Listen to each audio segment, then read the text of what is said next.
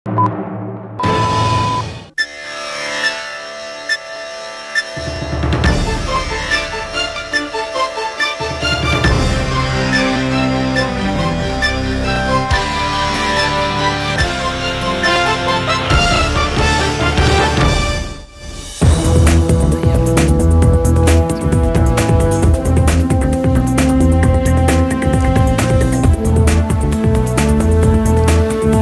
আলাইকুম, শুভেচ্ছা সহ আমন্ত্রণ জানাচ্ছি দেশের এবং দেশের বাইরে সকল দর্শক শ্রোতাকে চ্যানেল আই সংবাদ আয়োজন নিয়ে বার্তা কক্ষে রয়েছি আমরা দুজন।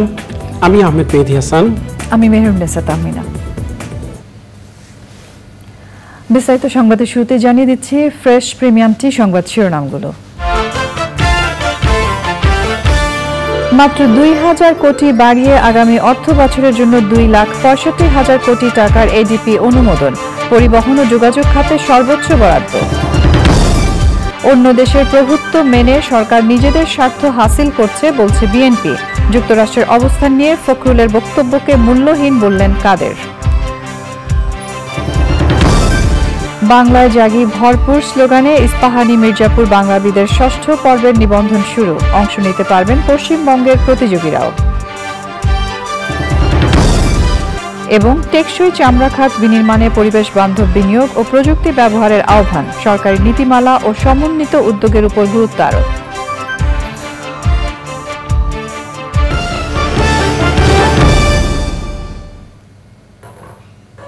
সংবাদ শিরোনামগুলো জানাচ্ছিলাম। এখনকার এই সংবাদ আয়োজন একই সঙ্গে চ্যানেল আই এর ইউটিউব চ্যানেলে এবং চ্যানেল আই এর ওটিটি প্ল্যাটফর্ম আই স্ক্রিনে লাইভ স্ট্রিম হচ্ছে।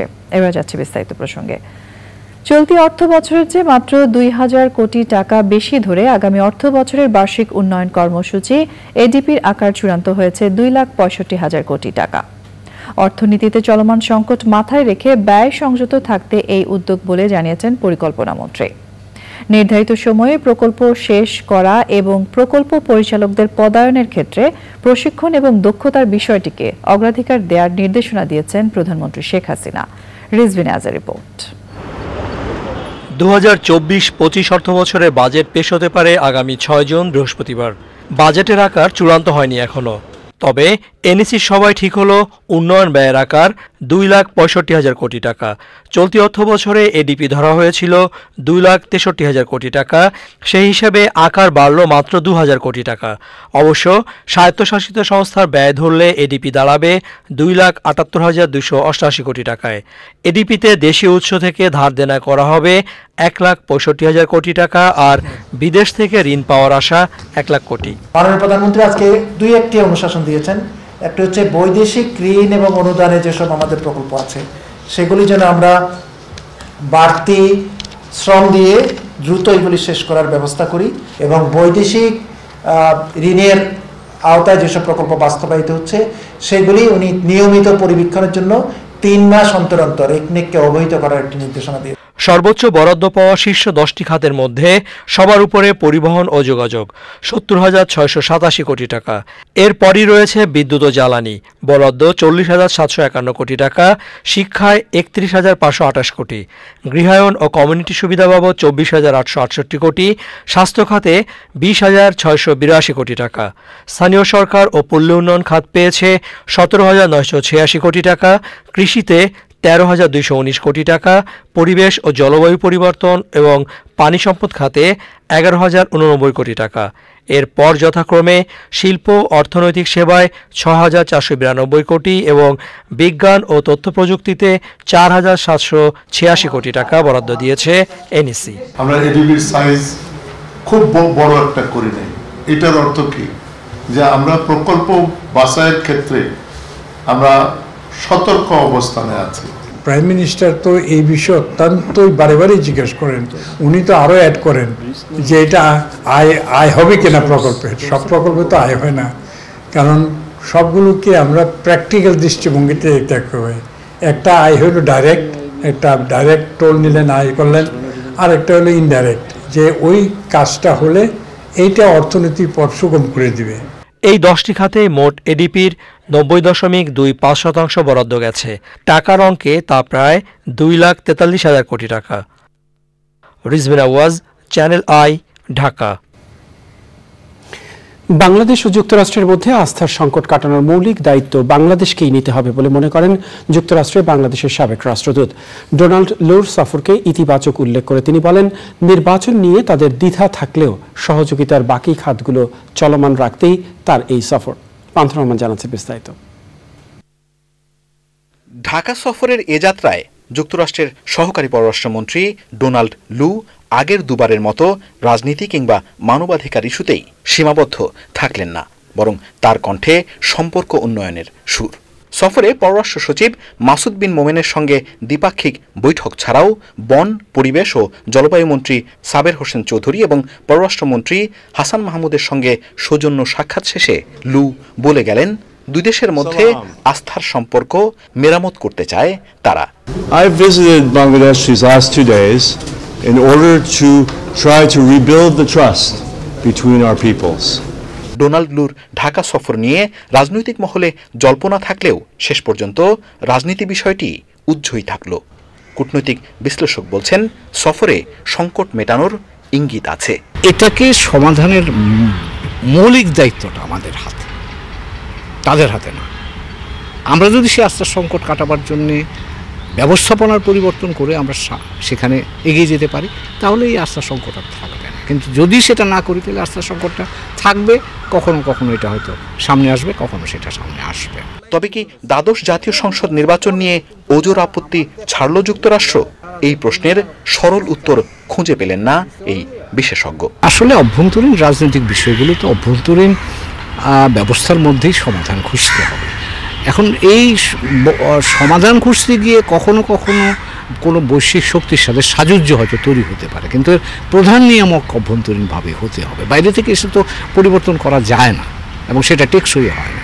তো কাজেই এখানে আমার মনে হয় আমরা বাস্তব বা বস্তুনিষ্ঠ হওয়াটাই বোধহয় আমাদের জন্য ভালো হবে। যুক্তরাষ্ট্রে বাংলাদেশের সাবেক এই রাষ্ট্রদূত মনে করেন, বাংলাদেশের স্বার্থেই কর ব্যবস্থাপনা ঢেলে সাজানোর পরামর্শ দিয়েছেন ডোনাল্ড লু।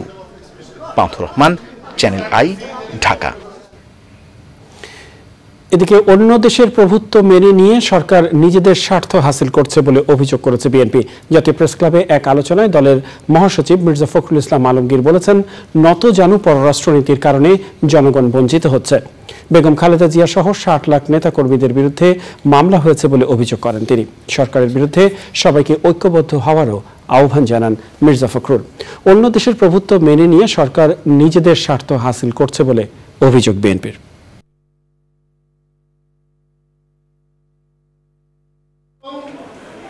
7ই জানুয়ারি নির্বাচনের পূর্বে মাত্র 3 দিনে 27,000 নেতাকর্মীকে গ্রেপ্তার করা হয়েছিল এবং আজকে এখনো সেই নির্যাতন নিপীড়ন চলছে।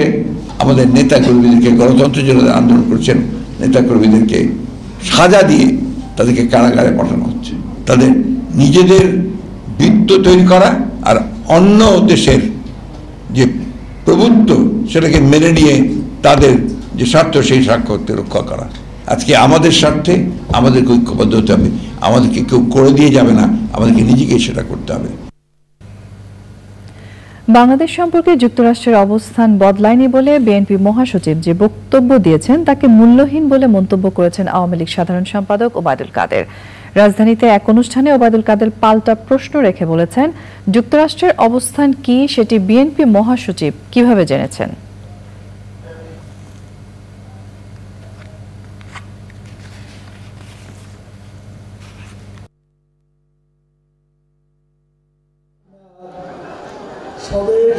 যুক্তরাষ্ট্রের কথা বলেছেন অবস্থা, সেই অবস্থান ব্যাখ্যা করেছেন যুক্তরাষ্ট্রের একজন সভাপতি। এখানে তিনি জনসভা করেছেন। এরপরে সাহেবের যে বক্তব্য, এই বক্তব্যের কোনো বাংলা জাগি ভরপুর স্লোগানে বাংলা ভাষা নিয়ে প্রতিযোগিতামূলক টেলিভিশন অনুষ্ঠান ইস্পাহানি মির্জাপুর বাংলাবিদের 6ষ্ঠ পর্ব শুরু হতে যাচ্ছে। বৃহস্পতিবার দুপুরে চ্যানেল আই কার্যালয়ে সংবাদ সম্মেলনে আয়োজকরা জানান, এবার ভারতের পশ্চিমবঙ্গের প্রতিযোগীরাও এই আয়োজনে অংশ নিতে পারবে। অনুষ্ঠানের পৃষ্ঠপোষক, আয়োজক ও বিচারকরা সে সময় উপস্থিত ছিলেন। লায়লা নওশিনের রিপোর্ট। সারা দেশ থেকে খুঁজে খুঁজে দেশ সেরা বাংলাবিদদের নিয়ে 2017 সাল থেকে ইস্পাহানি মির্জাপুর বাংলাবিদ আয়োজন করে আসছে চ্যানেল আই। এবার হতে যাচ্ছে জনপ্রিয় এ প্রতিযোগিতার ষষ্ঠ আসর। চ্যানেল আই ছাদ বারান্দায় হয়ে গেল এবারের আয়োজন ঘিরে সংবাদ সম্মেলন। এতে ছিলেন চ্যানেল আই এর পরিচালক ও বার্তা প্রধান, কৃষি উন্নয়ন ও গণমাধ্যম ব্যক্তিত্ব শাইখ সিরাজ, ইস্পাহানি গ্রুপের পরিচালক জাহিদা ইস্পাহানি ও ইমাদ ইস্পাহানি সহ আমন্ত্রিত অতিথিরা। চ্যানেল আই নিজেও বরাবরই বাংলা চর্চা করে, বাংলার যত ধরনের উৎসব আয়োজন আছে সবগুলোকে আমরা শুধু তুলে ধরি একটি টেলিভিশন চ্যানেল যত নতুনত্ব দেখাতে পারবে বিষয়টি সেরকম নয়, তুলে ধরি আমরা মনে পারি আমরা বাংলাকে অস্তিত্বের সাথে ধারণা। সে কারণে চ্যানেল আই এবং ইসলামী মির্জাপুর এই যে একটা বন্ধন তৈরি করেছে, যেটা এখনো পর্যন্ত চলছে, বাংলাদেশে আরো বহুদিন চলবে। এবারই প্রথম দেশের গণ্ডি পেরিয়ে ভারতের পশ্চিমবঙ্গের প্রতিযোগীরাও বাংলাবিদ অনুষ্ঠানে অংশ নিতে পারবেন। ভারতের পশ্চিমবঙ্গে ইস্পাহানি মির্জাপুর বাংলাবিদের একটি বাছাই পর্ব আয়োজন করে সেখান থেকেও এবার প্রতিযোগী আমাদের দেশের প্রতিযোগীদের সাথে প্রতিযোগিতা করার জন্য এখানে আসবে। এপার বাংলা ওপার বাংলার সেরা বাংলা ভাষাভাষীদের নিয়ে আমরা নিয়ে আসবো আমাদের একই ছাদের নিচে। আয়োজনটি বাংলা ভাষাকে সমৃদ্ধ করতে গুরুত্বপূর্ণ ভূমিকা রাখবে বলে মনে করেন অতিথি ও বিচারকরা। বাংলা নামক যে ভাষা, তার স্রোতের মধ্যে যে বোধ আছে, সেই বোধের সঙ্গে যে কোনো পৃথিবীর যে কোনো বিষয় যদি যুক্ত হয়, সেটা যদি ভাষাও যুক্ত হয়, সেই ভাষাটি বাংলা ভাষা হয়ে যাচ্ছে। যেমন বাংলা, আমাদের বাংলা ভাষার যে শক্তি, সেই শক্তি সম্পর্কে আমরা জানি, কিন্তু সেটা যে কত শক্তিশালী এটাও আমাদের ছাত্রছাত্রীদের জানা দরকার। দীর্ঘদিন মোগলরা এদেশে রাজত্ব করেছে, পাঠানরা রাজত্ব করেছে, কিন্তু বাংলা অবিচল ভাষার শক্তি নিয়ে দাঁড়িয়ে আছে। চ্যানেল আই এবং আমি অত্যন্ত আনন্দিত যে ইস্পাহানি মির্জাপুর সাথে যুক্ত হয়েছেন। এবার বাংলাবিদ এর বদলে বোধ হয় বিশ্ব বাংলাবিদ এটি হয়ে যাবে, কারণ বাংলা শুধুই আর এই ভূগোলের মধ্যে আটকে নেই, এটিকে আমরা ছড়িয়ে দিয়েছি আসলে বিশ্বময়। বাংলাদেশের টেলিভিশনে যত ধরনের অনুষ্ঠান হয়, আমি মনে করি ইস্পাহানি মির্জাপুর বাংলাবিদ এইটা সবচেয়ে সুন্দর, সবচেয়ে প্রাণবন্ত, সবচেয়ে অনুপ্রেরণাদায়ী এবং সবচেয়ে জরুরি অনুষ্ঠান। এবং আমরা অহরহ বলি এখনকার ছেলেমেয়েরা পড়াশোনা করে না, ওরা কিছু জানে না, বাংলা ভাষা থেকে ওরা অনেক দূরে। গত কয়েক বছর আমাদেরকে চোখে আঙুল দিয়ে আমাদের বাচ্চারা দেখিয়ে দিয়েছে কথাটা কত ভুল, মিথ্যা। বাংলাবিদে অংশগ্রহণের জন্য রেজিস্ট্রেশন চলছে বৃহস্পতিবার থেকে 30 জুন পর্যন্ত। এবারের আসরে 6ষ্ঠ থেকে 10ম শ্রেণীর শিক্ষার্থীরা অংশ নিতে পারবে। শীর্ষস্থান অর্জনকারী প্রতিযোগী পাবে 10 লাখ টাকার মেধাবৃত্তি এবং দ্বিতীয় স্থান অধিকারী 3 লাখ ও তৃতীয় স্থান অধিকারী পাবে 2 লাখ টাকার মেধাবৃত্তি। অনুষ্ঠানটি পরিচালনা করছেন তাহের শিপন। Laila Nowshin, channel I, Dhaka.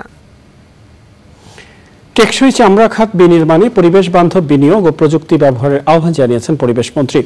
রাজধানীর বঙ্গবন্ধু আন্তর্জাতিক সম্মেলন কেন্দ্রে পরিবেশ বান্ধব ট্যানারি এবং চামড়া খাত বিনির্মাণ শীর্ষক উচ্চ পর্যায়ের জাতীয় সংলাপে বক্তারা বলেন, মানবাধিকার, পরিবেশ ও সামাজিক খাতে যথাযথ পদক্ষেপে চামড়া শিল্প এগিয়ে যাওয়ার পাশাপাশি আসবে অর্থনৈতিক সমৃদ্ধি। সে সময় সরকারি নীতিমালা ও সমন্বিত উদ্যোগে গুরুত্ব আরোপ করেন বক্তারা। আলিম আল রাজির রিপোর্ট। দেশের অন্যতম পুরনো শিল্প চামড়া খাত।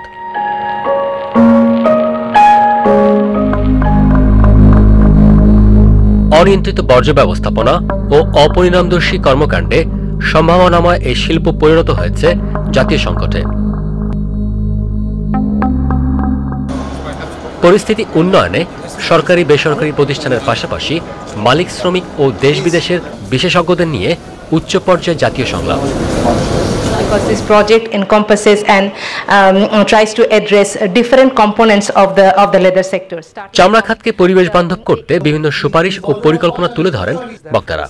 বলেন, আন্তর্জাতিক মানদণ্ড মেনে উৎপাদনে রপ্তানি লক্ষ্যমাত্রা অর্জনের পাশাপাশি আসবে অর্থনৈতিক সমৃদ্ধি। এক্সপোর্ট ডাইভার্সিফিকেশনের সাথে সাথে আমাদের যে পরিবেশ, সেটাকে সুরক্ষিত রাখা, সেটাকে সংরক্ষণ করা এবং সমন্বিত উদ্যোগের মাধ্যমে আমরা এই সেক্টরটাকে একটা সাস্টেনেবল জায়গায় নিয়ে যেতে পারবো। Waste management of the leather industry is of great importance from the point of view of achieving LWG certificate as well as from the commercial point of view and protecting the environment. আমাদের দক্ষতার অভাব আছে, আমাদের capacity নাই, এবং আমি যদি এই কাজগুলো করছি বিদেশে যারা সিদ্ধান্ত নেবে তাদেরকে ইনফ্লুয়েন্স করতে চাই, আমাদেরকে কিন্তু দেখাতে হবে দ্যাট উই হ্যাভ ডান ইট। আমরা যদি ঠিকমতো আইন মানি, ফ্যাক্টরির কন্ডিশনটা যদি আমরা দেখি, কাজেই গ্রিন মানে তো সবুজ করা না, এটা উপযুক্ত পরিবেশে নিয়ে আসা। রপ্তানি আর লক্ষ্যমাত্রা অর্জন ও এই শিল্পকে লাভজনক করতে কেন্দ্রীয় বর্জ্য শোধনাগার নতুন করে তৈরির আহ্বানও জানানো হয়। আমাদের অর্থনীতিতে যদি আমরা একটা ভালো ইম্প্যাক্ট তৈরি করতে চাই তাহলে কিন্তু গার্মেন্টসের পরে লেদারের ব্যাপারটি কিন্তু আমাদের জোর দিতেই হবে, এবং এটা এমন একটি ইন্ডাস্ট্রি যে ইন্ডাস্ট্রিতে পলিউশনের পরিমাণ খুবই বেশি, এবং সেই জায়গাটি থেকে আমি যদি বলি যে আমরা এখনও এত বছর পরেও আমরা এত পেছনে পড়ে রয়েছি কেন, এটা সত্যি ভাবার বিষয়। পরিবেশ রক্ষার ব্যাপারে গণসচেতনতা তৈরির দিকে অধিক গুরুত্ব দিতে হবে। মানুষ পরিবেশ রক্ষায় সচেতন হলেই চামড়া শিল্প এগিয়ে যাবে সামনের দিকে। এ ব্যাপারে সরকারকে আরও কার্যকর পদক্ষেপ গ্রহণ করতে হবে, আর এটি করতে পারলে বাংলাদেশের চামড়া খাত বিশ্ববাজারে আরও পরিসরে জায়গা করে নিতে পারবে এবং দেশের অর্থনীতিতে বড় ভূমিকা রাখবে। মালিক পক্ষ, শ্রমিক পক্ষ এবং আমরা অন্য যারা আছি স্টেক হোল্ডার্স, তারা সবাই মিলে কিন্তু আমরা এই সেক্টরটাকে একটা ভালো অবস্থানে নিয়ে যেতে পারবো। I thought that was a very positive sign that this kind of innovation is happening here in Bangladesh and speaks well for the future of the industry. The leather sector has such potential because expanding the export sectors means more prosperity, more safety in a difficult world, and the more the sector manages to meet environmental and social standards, working towards a circular economy, the better for the country and of course for the sector and for the prosperity. আমাদের দেখার বিষয় হচ্ছে আমাদের যে মানমাত্রাটা আছে সেটা আপনারা অর্জন করতে পারছেন কিনা, এবং অনেক সময় আমার মনে হয় যে আমরা আসলে সমস্যার গভীরে যে মূলে যে আমরা সমস্যাটা সমাধান করার চেষ্টা করি না। এখানে তো সবাই একটা দায়িত্ব আছে, আর সব কিছু সরকারের করতে হবে তেমন কিন্তু না।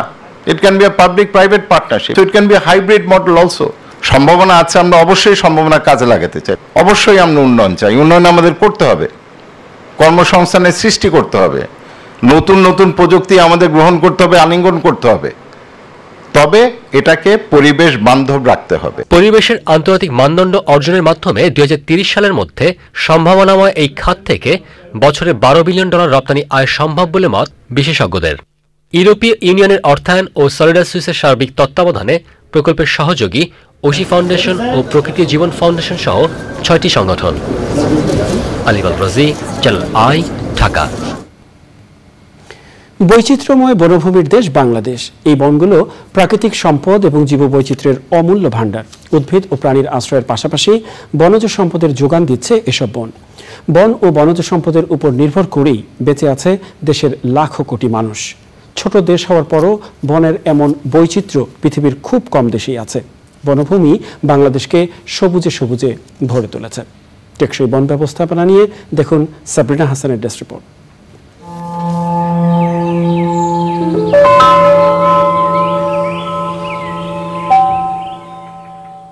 পরিবেশের ভারসাম্য রক্ষায় বন গুরুত্বপূর্ণ ভূমিকা পালন করে। পাশাপাশি বিভিন্ন প্রজাতির উদ্ভিদ, বন্যপ্রাণী ও কীটপতঙ্গের প্রধান আশ্রয়স্থল এসব বন। বেঁচে থাকার জন্য বিশুদ্ধ অক্সিজেনের মূল যোগানো আসে বন থেকে। প্রাকৃতিক বন নিরবিচ্ছিন্নভাবে আমাদের বিভিন্ন সেবা দিচ্ছে। এছাড়াও দেশের একটি বড় জনগোষ্ঠী বনের উপর নির্ভরশীল। বাংলাদেশে মূলত 4 ধরনের বনভূমি আছে: চিরসবুজ বন, মিশ্র চিরসবুজ বন, পত্রঝরা বন ও ম্যানগ্রোভ বন।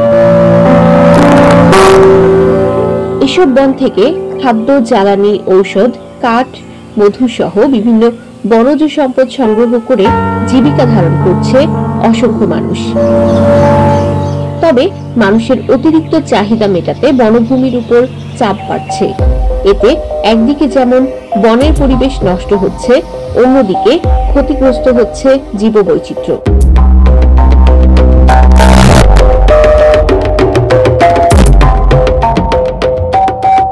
তাই বন ও বনজ সম্পদ সংরক্ষণে টেকসই বন ব্যবস্থাপনায় গুরুত্ব দেওয়া হচ্ছে।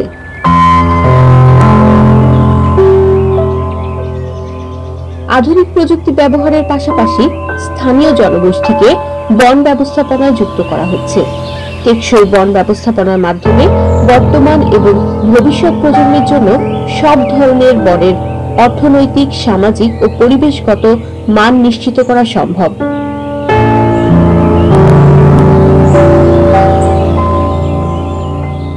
টেকসই বন ব্যবস্থাপনার মাধ্যমে দেশের সামগ্রিক পরিবেশ যেমন ভালো থাকবে, তেমনি বিপুল জনগোষ্ঠীর জন্য নিশ্চিত হবে নিরাপদ ভবিষ্যৎ।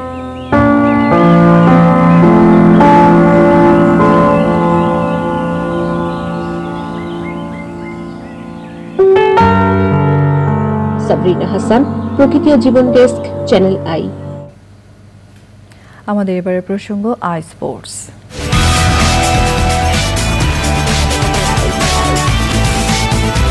আরিফ, আপনাকে ধন্যবাদ। যাচ্ছি পরের সংবাদে। প্রধানমন্ত্রী শেখ হাসিনার সঙ্গে সাক্ষাৎ করেছেন চট্টগ্রামে বিমান দুর্ঘটনায় নিহত শহীদ স্কোয়াড্রন লিডার আসিম জাওয়াদের পরিবারের সদস্যরা।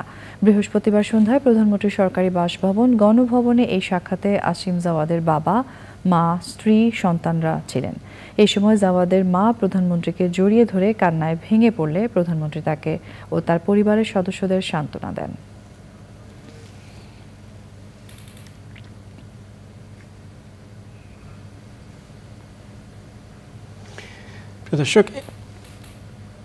প্রিয় দর্শক, সংবাদের এ পর্যায়ে আমরা নিয়ে নিচ্ছি একটা বিরতি, আর বিরতির পর যা থাকছে: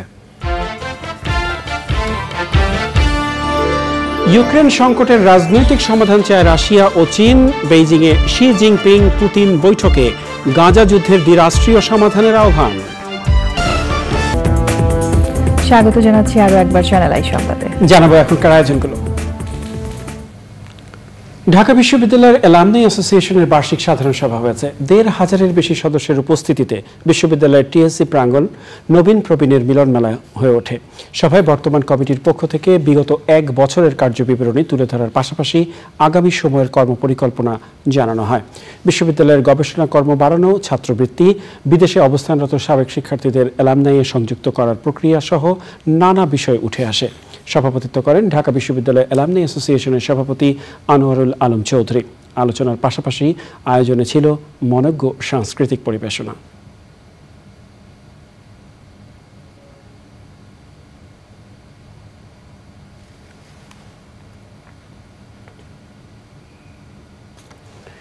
আনুষ্ঠানিকতার গণতন্ত্রের মধ্যে একদলীয় কর্তৃত্ববাদী সরকারের কিছু ব্যাংকের অর্থ লুটপাটের সুযোগ দেওয়ার প্রয়োজন ছিল না বলে মনে করেন অর্থনীতিবিদ ওয়াহিদ উদ্দিন মাহমুদ। নিজের লেখা বইয়ের মোড়ক উন্মোচন অনুষ্ঠানে সাবেক গভর্নর মোহাম্মদ ফরাসউদ্দিন বলেন, ঋণ খেলাপি, কর ফাঁকি ও মুদ্রা পাচার সব একই শ্রেণীর মানুষের কাজ। সরকার প্রধানকে বোঝানো গেলে এই অবস্থার নিরসন সম্ভব। মাসুর শাকিলের রিপোর্ট। বাংলাদেশ ব্যাংকের সাবেক governor Mohammad Farasuddin Bangladesh institute for development studies বিআইডিএসে তার লেখা বাংলাদেশের অগ্রযাত্রায় আগামীর করণীয় নামে বইয়ের মোড়ক উন্মোচন ও আলোচনা।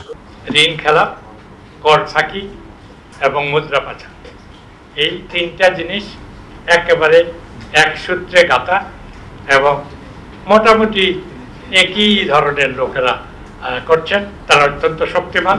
সরকার প্রধানকে, আপনারা যারা সরকার প্রধানের সঙ্গে যোগাযোগ রাখেন, আমার এই বইতে যা লেখা হয়েছে এর কথাগুলো বুঝাতে পারেন, বা আজকে যা বললাম যদি বুঝাতে পারেন, তাকে কনভিন্স করতে পারলে হেন কাজ নাই তিনি করতে পারেন না। আলোচকরা বলেন, ব্যাংক পরিচালনা পর্ষদের সাথে রাজনৈতিক ক্ষমতার সংযোগের কারণে ব্যাংক ব্যবস্থাপনা নিয়ন্ত্রণে বাংলাদেশ ব্যাংকের স্বাধীনতা খর্ব হয়েছে। ব্যাংকের ক্ষেত্রে যে দুর্বলতা, সেগুলো তো একদিনে হয়নি, এবং আমরা দেখছি যে প্রতি সরকারের, যে কোনো সরকার যখন প্রথম আসে তখন কি হয় যে একটা লাইসেন্স রাজ, যেটা সেটা banking licence, television licence, insurance licence, পত্রিকার লাইসেন্স সেই রকম। তো কিন্তু ব্যাংকিং তো একটা খেলার জিনিস নাই। গত 2 বছরে 2022-23 রোমহর্ষক কয়েকটি মানি লন্ডারিং এর ঘটনা খবরের কাগজে এলে সরকারি কর্মকাণ্ড কেন উইদিন কোটেশন দিয়ে উনি অন্যের কোটেশন ব্যবহার করে লিখেছেন পুতিয়ে যাচ্ছে। আলোচনায় অর্থনীতিবিদ ডক্টর ওয়াহিদুদ্দিন মাহমুদ মনে করেন বর্তমান সরকার কিছু কিছু ক্ষেত্রে রাজনৈতিক প্রভাবমুক্ত রাখলে দেশের অর্থনীতি এতটা নেতিবাচক পরিস্থিতিতে পড়তো না। ফরাজ ভাই পরিষ্কারভাবে বলেছেন এবং আকাশ আরও সেটা আমাদেরকে দেখিয়ে দিয়েছে। সেটা হলো বলা হয়েছে যে কিছু প্রভাবশালীদের রাতারাতি অন্যায়ভাবে অর্থ বৈভব অর্জনের সুযোগ করে দেয়া, এটা কি রাজনৈতিক কৌশলের জন্য অপরিহার্য ছিল? মোহাম্মদ ফরাসউদ্দিনের দিক নির্দেশনা আসন্ন সপ্তম পঞ্চবার্ষিক পরিকল্পনা প্রণয়নে মূল্যায়নের মাপকাঠি হিসেবে গ্রহণের সুযোগ আছে বলে মনে করেন অর্থনীতিবিদরা। মাসুর শাকিল, চ্যানেল আই, ঢাকা। টেকসই উন্নয়নের জন্য কার্যকর জনসংখ্যা ব্যবস্থাপনার বিকল্প নেই বলে মনে করেন বিশিষ্টজনেরা। রাজধানীতে জাতিসংঘের জনসংখ্যা তহবিল UNFP এর আয়োজনে জনসংখ্যাগত বৈচিত্র্য এবং টেকসই উন্নয়ন বিষয়ে বৈশ্বিক সংলাপে বক্তারা বলেন, বিশ্বজুড়ে বিপুল জনগোষ্ঠীর জন্য প্রয়োজনীয় শিক্ষা, স্বাস্থ্য ও অন্যান্য মৌলিক অধিকার নিশ্চিত করার মাধ্যমে তাদের জনসম্পদে রূপান্তর করতে হবে। সে সময় বক্তারা জলবায়ু পরিবর্তনের ক্ষতিকর প্রভাবে জনস্বাস্থ্য সহ অন্যান্য স্বাস্থ্য ঝুঁকি থেকে বিশ্বের সব মানুষের, বিশেষ করে মা, শিশু ও বয়স্ক জনগোষ্ঠীর নিরাপত্তা নিশ্চিত করতে বৈশ্বিক সহযোগিতা আরও জোরদারে গুরুত্ব আরোপ করেন। ষষ্ঠ উপজেলা পরিষদ নির্বাচন সুষ্ঠু ও শান্তিপূর্ণভাবে সম্পন্ন করার লক্ষ্যে নির্বাচন সংক্রান্ত সহায়তার জন্য জাতীয় জরুরি সেবা 999 নম্বরে ফোন দেওয়ার অনুরোধ জানিয়েছেন স্বরাষ্ট্র মন্ত্রণালয়ের জননিরাপত্তা বিভাগ। এক্ষেত্রে 4টি ধাপের প্রতি ধাপে নির্বাচনের আগের 2 দিন, নির্বাচনের দিন ও নির্বাচনের পরের দিন নির্বাচন সংক্রান্ত কোনো অভিযোগ থাকলে ফোন দেওয়ার কথা বলা হয়েছে। অভিযোগের বিষয়টি সংশ্লিষ্ট রিটার্নিং অফিসার বা সংস্থাকে অবহিত করে ব্যবস্থা গ্রহণ করা হবে বলেও জানানো হয়।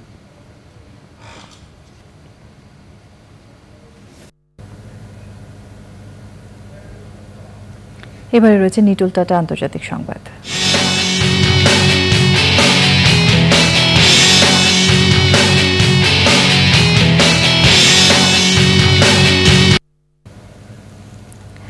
ইউক্রেন সংকটের রাজনৈতিক সমাধান চায় রাশিয়া ও চীন। দুদিনের রাষ্ট্রীয় সফরে বেইজিংয়ে চীনা প্রেসিডেন্ট শি জিনপিং এর সাথে দ্বিপাক্ষিক বৈঠক শেষে রাশিয়ার প্রেসিডেন্ট ভ্লাদিমির পুতিন যৌথ প্রেস ব্রিফিংয়ে এই কথা বলেন।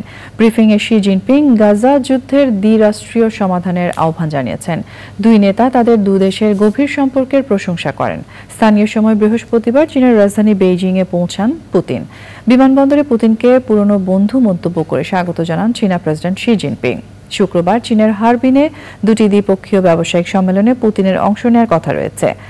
5ম দফায় রাশিয়ার প্রেসিডেন্টের দায়িত্ব নেওয়ার পর এটি পুতিনের প্রথম বিদেশ সফর। আইস্ক্রিন সাংস্কৃতিক সংবাদ।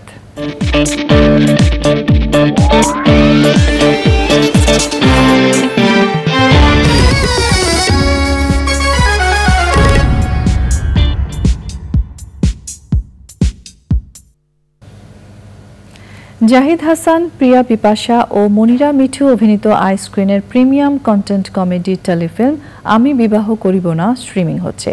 16 মে বৃহস্পতিবার বিকেল 3টা থেকে বিনোদনের সবচেয়ে বড় মাধ্যম আইস্ক্রিনে উপভোগ করতে পারবেন দর্শকরা। জাকিউল ইসলাম রিপন পরিচালিত আমি আর বিবাহ করিব না টেলিফিল্মে অভিনেতা জাহিদ হাসানকে জোর করে বিয়ে দিতে গিয়ে যেসব মজার মজার ঘটনা ঘটে সেই সব ঘটনাকে দারুণভাবে ফুটিয়ে তোলা হয়েছে এই টেলিফিল্মে।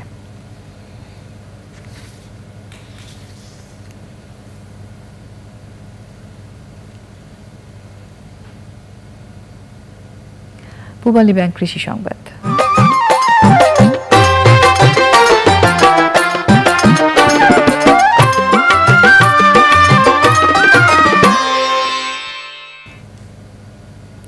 মেহেরপুরে কৃষকের ঘরে ধান উঠতে শুরু করলেও বাজার দরে সন্তুষ্ট নয় তারা। বৃধান 74 ও বঙ্গবন্ধু 100 জাতের নতুন ধানে চাষিদের কাঙ্ক্ষিত আশা পূরণ হলেও দাম নিয়ে হতাশা রয়েছে। বৈরী আবহাওয়ায় এবার ধান আবাদে দ্বিগুণের বেশি খরচ হয়েছে। প্রতিমন ধানের দাম 1400 থেকে 1500 টাকা করার দাবি জানিয়েছেন কৃষক। মেহেরপুর থেকে গোলাম মোস্তফার রিপোর্ট। চলতি মৌসুমে মেহেরপুর জেলায় 19,127 হেক্টর জমিতে বোরো ধান চাষ করা হয়েছে। উচ্চ ফলনশীল নতুন জাতের ধান কৃষকের কাঙ্ক্ষিত আশা পূরণ করছে। দীর্ঘ খরায় এবার সেচ দিয়ে ধান উৎপাদনে খরচ হয়েছে বেশি, তার উপর সার, পানি ও কীটনাশকের দাম বাড়ায় ধানের উৎপাদন খরচও বেড়ে গেছে।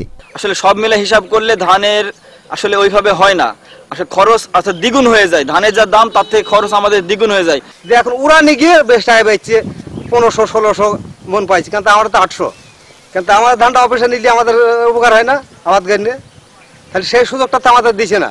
1 বিঘা জমিতে ধান চাষ কাটা মাড়াই করে ঘরে তুলতে কৃষকের খরচ হচ্ছে প্রায় 30,000 টাকা। 1000 টাকা মন, 900 টাকা মন, এতে তো আর আমাদের পড়তে হবে না। যদি ধানের দামটা যদি 13 থেকে 1400 টাকা যদি থাকে তাহলে তো চাষিদের লাভ হবে। খরার কারণে শুরুতে ধানের পোকামাকড়ের উপদ্রব ছিল। 4.21 আমরা মেট্রিক টন ফলন পেয়েছি, যা আমাদের জাতীয় ফলনের সমান কাঙ্ক্ষিত। আমরা মনে করি যে এখানে কোনো ওই ধরনের কোনো শস্য বিপর্যয় বা ঘটবে না, এবং চাষিরা যদি ইতিমধ্যেই আপনারা জানেন যে বৃষ্টি হয়েছে 2 দিন, এখন আমাদের তাপমাত্রা নেমে আসছে, আমাদের 50% মতো ধান কাটা হয়ে গেছে, আর বাকি যেটা আছে সেটা আমাদের 10-12 দিনের মধ্যে কাটা হয়ে যাবে। জেলায় এবার 83,900 মেট্রিক টন ধান উৎপাদনের লক্ষ্যমাত্রা নির্ধারণ করেছে কৃষি বিভাগ। মেহেরপুর থেকে গোলাম মোস্তফা, চ্যানেল আই। প্রকৃতি সংবাদ।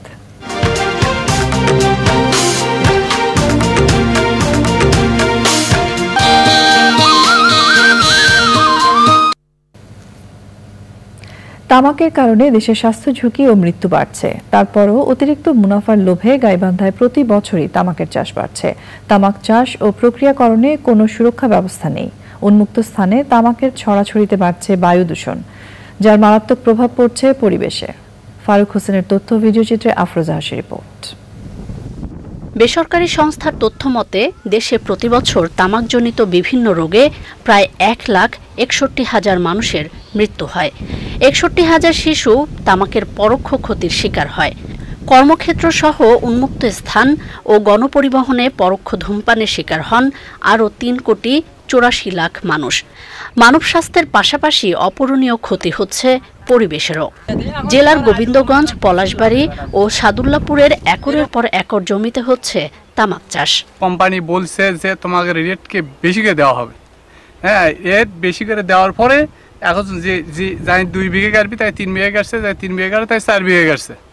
এইভাবে টাকার আশাই মনে করেন যে চাষিরা তামাকের দিকে বেশিরভাগ মনোযোগ দিছে। সব দিকে টাকা বেশি, সেজন্য তামাক আবাদ করি। টাকা এই করে মনে করেন বেলপুটি 8,000, 8,500 এরকম পড়ে। সুরক্ষা ব্যবস্থা নেই কারোরই। তামাকের সরাসরি সংস্পর্শে আসছে শিশুরাও। মাথা করে আমি তো আর এর তলব সহ্য করে পাই না, তো মেলা কিছু অসুখ আছে, তো ওষুধ কত ওষুধ খাচ্ছি। গরিব পেটের দুঃখে খাওয়ার নাগে মানুষ নাই কামাই তারা। কাজ করতে গিয়ে চোখে আটাটা ভরিচ্ছে, চোখের ক্ষতি হয়। যদিও তামাক চাষে নানাভাবে নিরুৎসাহিত করছেন কৃষি সম্প্রসারণ অধিদপ্তর। তামাকের পরিবর্তে লাভজনক যে ফসলগুলো রয়েছে, বিশেষ করে গম, ভুট্টা, আলু, এই সময়টাতে কৃষকদেরকে উদ্বুদ্ধ করছে। পাশাপাশি কৃষি বিভাগ যারা তামাক চাষ করছে তাদেরকে প্রণোদনার আওতায় এনে গম, ভুট্টা ইত্যাদি ফসলের বীজ এবং সার বিনামূল্যে সরবরাহ করছে। শ্বাস গ্রহণ করার পরে যেই পথে ঢুকতেছে, যেই পথে তামাকের ধোঁয়াটা বা তামাকের গন্ধটা ঢুকতেছে, বা হচ্ছে আপনার স্কিনের মাধ্যমে, চামড়ার মাধ্যমে যেভাবে ঢুকতেছে, ওইসব জায়গায় ক্যান্সার হওয়ার সম্ভাবনা অনেক বেড়ে যায়। এবং শরীরের অনেকে দেখবেন চোখের সমস্যা হচ্ছে, তামাক চাষিরা অনেক সময় দেখবেন বলবেন যে চোখের সমস্যা হচ্ছে, গলার ক্যান্সার হয়েছে, এরকম সমস্যা বলবে আপনাকে। হ্যাঁ, তামাক চাষ ছাড়া অন্য কোনো পেশায় যদি ওরা জড়িত হইতে পারে তাহলে হয়তোবা ওদের এই সমস্যাগুলো থাকবে না। সচেতনতা তৈরির মাধ্যমে তামাক চাষ বন্ধ হলে খাদ্য উৎপাদন যেমন বাড়বে, কমবে স্বাস্থ্য ঝুঁকি, রক্ষা পাবে প্রকৃতি ও পরিবেশ। আফরোজা হাসি, প্রকৃতি ও জীবন ডেস্ক, চ্যানেল আই। প্রিয় দর্শক, সংবাদে এরই সঙ্গে আমরা নিয়ে নিচ্ছি আরো একটা বিরতি। আর বিরতির পর প্রিয় দর্শক, আপনারা দেখছেন চ্যানেল আই সংবাদ। ধন্যবাদ আমাদের সাথে আবারও যোগ দেওয়ার জন্য। এবার কোরবানিযোগ্য গবাদি পশুর সংখ্যা প্রায় 1,30,00,000। সম্ভাব্য চাহিদা আছে 1,07,00,000। দেশি পশু দিয়েই কোরবানির চাহিদা পূরণ সম্ভব বলে মনে করছেন মৎস্য ও প্রাণী সম্পদ মন্ত্রী। তবে ডেইরি ফার্মার্স অ্যাসোসিয়েশন দাবি করছে এবারও ভারত ও মিয়ানমার থেকে অবৈধভাবে পশু আসছে। সবচেয়ে বেশি আসছে সিলেট সীমান্ত দিয়ে। শাকের আদনানের রিপোর্ট। আসন্ন পবিত্র ঈদুল আজহা উপলক্ষে কোরবানির পশুর চাহিদা নিরূপণ, সরবরাহ এবং পশুর পরিবহন ব্যবস্থা নিশ্চিতে ব্যবস্থা নিয়েছে সরকার। প্রাণী সম্পদ অধিদপ্তরে গবাদি পশুর সার্বিক পরিস্থিতি নিয়ে প্রস্তুতিমূলক সভায় জানানো হয় এবার কোরবানিযোগ্য পশুর সংখ্যা 1,29,80,367টি। সম্ভাব্য চাহিদা আছে 1,07,02,394টি। চাহিদার চেয়ে 22,77,973টি অতিরিক্ত গবাদি পশু প্রস্তুত রয়েছে।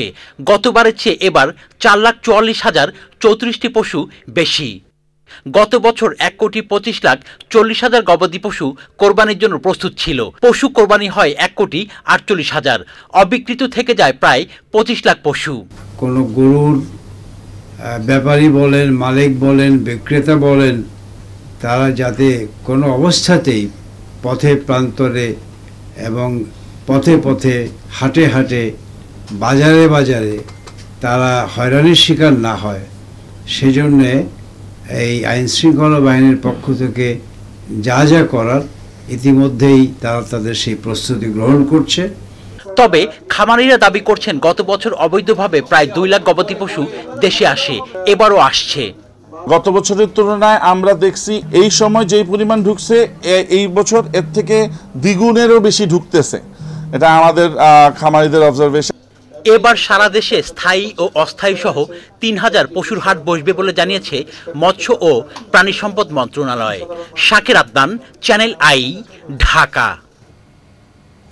সেরা পণ্যে সেরা অফার স্লোগানে সারা দেশে চলছে ইলেকট্রনিক জায়ান্ট ওয়ালটনের ডিজিটাল ক্যাম্পেইন সিজন 20। ক্যাম্পেইনের ননস্টপ মিলেনিয়ার অফারে আওতায় এবার ওয়ালটনের ফ্রিজ, টিভি ও এসি সহ বিভিন্ন পণ্য রয়েছে। রাজধানী সহ দেশের বিভিন্ন শোরুম থেকে ডিজিটাল ক্যাম্পেইন সিজন 20 এর ননস্টপ মিলেনিয়ার অফারের প্রচারে র্যালির আয়োজন করা হয়। আসন্ন কোরবানির ঈদকে কেন্দ্র করে দেশব্যাপী চলমান ডিজিটাল ক্যাম্পেইন সিজন 20-তে ক্রেতাদের ননস্টপ মিলেনিয়ার হওয়ার সুবিধা দিচ্ছে ওয়ালটন। ক্যাম্পেইন চলাকালীন দেশের যে কোনো ওয়ালটন প্লাজা, পরিবেশক, শোরুম ও অনলাইন সেলস প্ল্যাটফর্ম ই প্লাজা থেকে fridge, AC, TV, washing machine এবং ফ্যান কিনে আবারও মিলেনিয়ার হওয়ার সুযোগ পাবেন ক্রেতারা। এছাড়াও রয়েছে কোটি কোটি টাকার নিশ্চিত উপহার।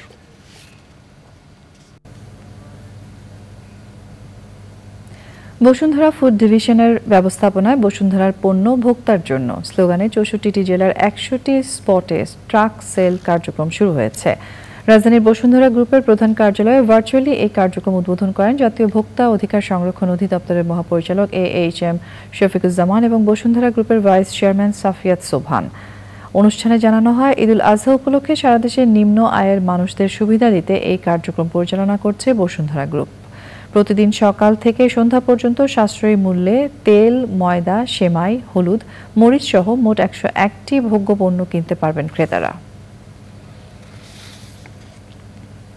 মূল্যস্ফীতি নিয়ন্ত্রণ, সরাসরি বৈদেশিক বিনিয়োগ বৃদ্ধি, যথাযথভাবে আমদানি নিয়ন্ত্রণ, সতর্কতার সঙ্গে উন্নয়ন প্রকল্প হাতে নেওয়া সহ বেশ কয়েকটি বিষয়ে আসন্ন বাজেটে জোর দেওয়ার তাগিদ দিয়েছেন অর্থনীতি বিশ্লেষকরা। রাজধানীর একটি হোটেলে এনটিভি ও এফবিসিসিআই এর যৌথ উদ্যোগে আয়োজিত কেমন বাজেট চাই অনুষ্ঠানে বক্তারা বলেন, বাংলাদেশ বর্তমানে অনেকগুলো অর্থনৈতিক চ্যালেঞ্জের মুখোমুখি। অনুষ্ঠানে উপস্থিত ছিলেন প্রধানমন্ত্রীর অর্থনৈতিক উপদেষ্টা ডক্টর মশিউর রহমান, অর্থ প্রতিমন্ত্রী ওয়াসিকা আয়েশা খান, সিপিডির সম্মানিত ফেলো ডক্টর দেবপ্রিয় ভট্টাচার্য সহ অন্যরা।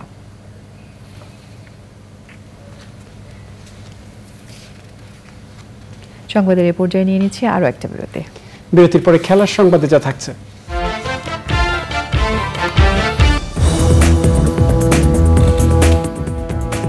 স্বাগত জানাচ্ছি আরও একবার চ্যানেল আই সংবাদে। জানাবো সর্বশেষ আয়োজনগুলো। প্রাইম ইউনিভার্সিটি ও Washington university of science and টেকনোলজির মধ্যে সহযোগিতা সম্প্রসারণের লক্ষ্যে একটি যৌথ চুক্তি সই হয়েছে। প্রাইম ইউনিভার্সিটির পক্ষে সমঝোতা স্মারকে সই করেন প্রাইম ইউনিভার্সিটির উপাচার্য professor doctor engineer Mohammad Humayun Kabir এবং Washington university of science and টেকনোলজির পক্ষে সমঝোতা স্মারকে সই করেন ইউনিভার্সিটির চেয়ারম্যান ও চ্যান্সেলর ইঞ্জিনিয়ার আবু বকর হানিফ। এছাড়া অনুষ্ঠানে প্রাইম ইউনিভার্সিটির বোর্ড অব ট্রাস্টিজের chairman engineer Mohammad Tauhidur Rahman CIP, board of ট্রাস্টিজের senior vice chairman Tofazzal Hossain, secretary general বীর মুক্তিযোদ্ধা মোহাম্মদ আশরাফ আলী সহ অন্যরা উপস্থিত ছিলেন। রংপুর জেলা ও দায়রা জজ আদালতের উদ্যোগে কর্মচারীদের পেশাগত দক্ষতা উন্নয়নে 2 সপ্তাহ মেয়াদী প্রশিক্ষণ কোর্সের সনদ বিতরণ ও সমাপনী অনুষ্ঠান হয়েছে। চিফ জুডিশিয়াল ম্যাজিস্ট্রেট আদালত মিলনায়তনে অনুষ্ঠানে সভাপতিত্ব করেন সিনিয়র জেলা ও দায়রা জজ ফজলে খোদা মোহাম্মদ নাজির। প্রশিক্ষণে অংশ নেওয়া শতাধিক কর্মচারীকে সনদ প্রদান সহ বিভিন্ন পদে 3 জন করে শ্রেষ্ঠ কর্মচারী এবং 2 জন প্রশিক্ষককে পুরস্কৃত করা হয়। অনুষ্ঠানে রংপুর বিভিন্ন পদমর্যাদার বিচারকরা উপস্থিত ছিলেন। বাংলাদেশে প্রতি 4 জনে 1 জন প্রাপ্তবয়স্ক মানুষ উচ্চ রক্তচাপে ভুগছে। উচ্চ রক্তচাপের ক্রমবর্ধমান প্রকোপ বাংলাদেশে অসংক্রামক রোগের ঝুঁকি বাড়িয়ে দিচ্ছে।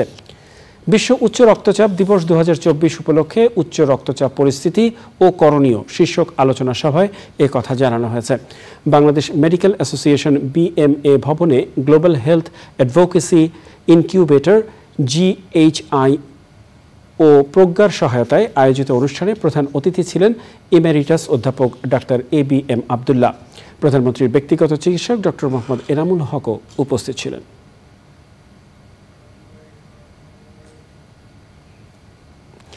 এ পর্যায়ে জানাবো খেলার খবর।